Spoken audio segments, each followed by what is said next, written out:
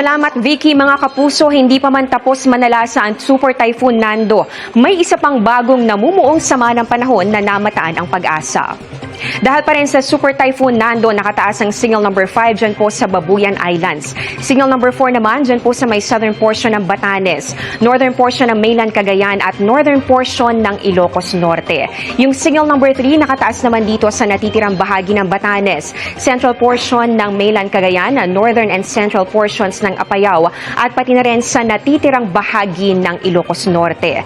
Signal number 2 naman sa natitirang bahagi ng mainland Cagayan, Isabela, natitirang bahagi ng Apayao, Abra, Kalinga, Mountain Province at Ifugao. Kasama rin po dito ang northern portion ng Benguet, northeastern portion ng Nueva Vizcaya, Ilocos Sur, northern portion ng La Union. Ganon din po dito, signal number 1 naman sa Quirino, natitirang bahagi ng Nueva Vizcaya at ng Benguet, pati na rin po ng La Union, Pangasinan, Aurora at Nueva Ecija. Signal number 1 din, dito yan sa Bulacan, Tarlac, Pampanga, Zambales, northern portion ng Quezon at maging Polillo Islands. Mga kapuso, sa mga nabanggit na lugar kung saan po nakataas ang wind signals, maging handa pa rin sa malakas na bugso ng hangin na may kasamang mga pag-ulan, malalaking alon at banta ng storm surge.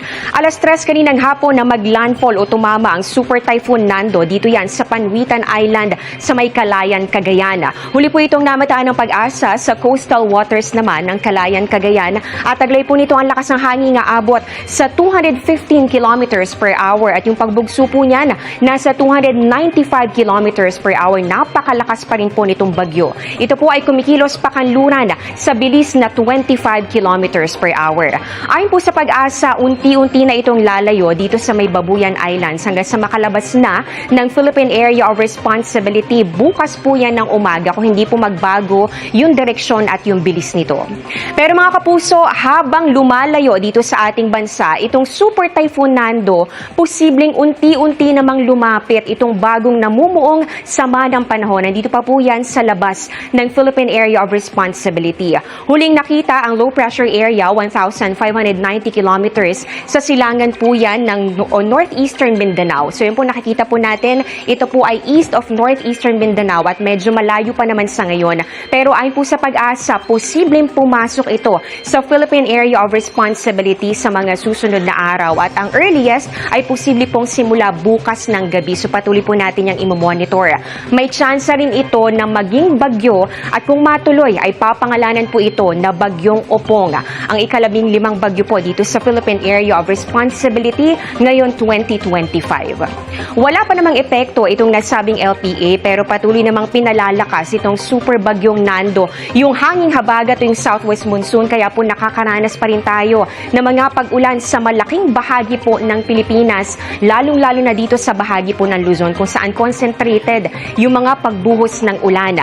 Base po sa datos ng Metro Weather, magdamag pa rin mabababad sa malalakas na hangin at ulan. Ito pong bahagi ng Batanes, Babuyan Islands, Cagayan, ganoon din po dito sa may Isabela, Cordillera Region, hanggang dito sa may Ilocos Region.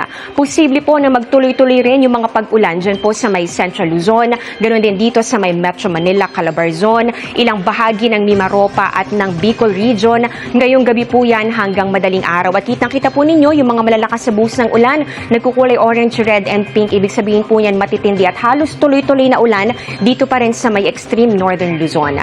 At meron din mga kalat-kalat na ulan dito po yan sa ilang bahagi ng Visayas at Mindanao.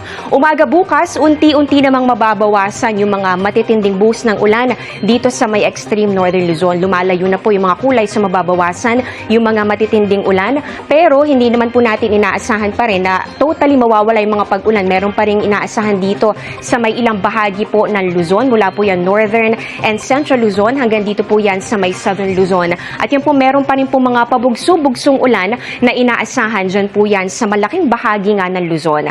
May mga malalakas kahit po umaga pa lang at halos maghapon po yan actually mga kapuso. Kaya paghandaan po natin at maging alerto po sa mga pagbaha o landslide. Sa Metro Manila, maulap at maulan din. Posible pong mula umaga po yan. Kitang-kita po ninyo natatakpan na yung ating mapa at pwedeng maulit po yan pagsapit ng hapon at gabi. Kaya patuloy pong mag-monitor ng rainfall advisories. Sa Visayas at Mindanao naman, inaasahan po natin sa hapon din yung mga posibleng pag-ulan lalo na sa may Western Visayas, ganoon din dito sa may Caraga, Davao Region, Soc-Sargen at Zamboanga Peninsula.